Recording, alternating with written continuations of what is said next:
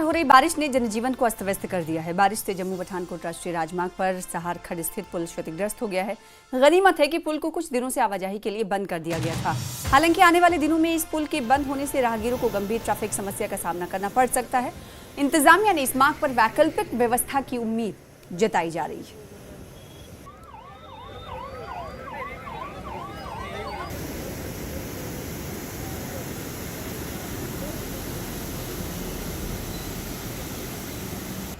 Public से appeal की जाती है कि जितने भी यहाँ पे लोग खड़े हुए हैं ये ब्रिज के आस तो ये हमारे लगेट मोड़ में हाईवे का ब्रिज था जो हैवी फ्लड और बारिश की वजह से इसके दो पिलर हैं जो वो बैठ गए हैं।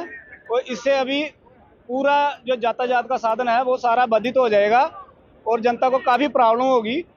और महकमे को चाहिए इसको जल्दी से जल्दी दुरुस्त करें क्योंकि यातायात को निरंतर रूप से सुचारू किया जाए। जिला कठुआ में लगातार हो रही बारिश भारी आफत लेकर आ रही है और इस समय हम मौजूद हैं जम्मू पठानकोट राष्ट्रीय राजमार्ग पर। तस्वीरें दिखाना चाहूंगा, ये सहार खड्ड पर बना हुआ पुल है और ये पुल जो है पूरी तरह से क्षतिग्रस्त हो गया है। इसके दो पिलर हैं वो क्षतिग्रस्त हो गए हैं। फिलहाल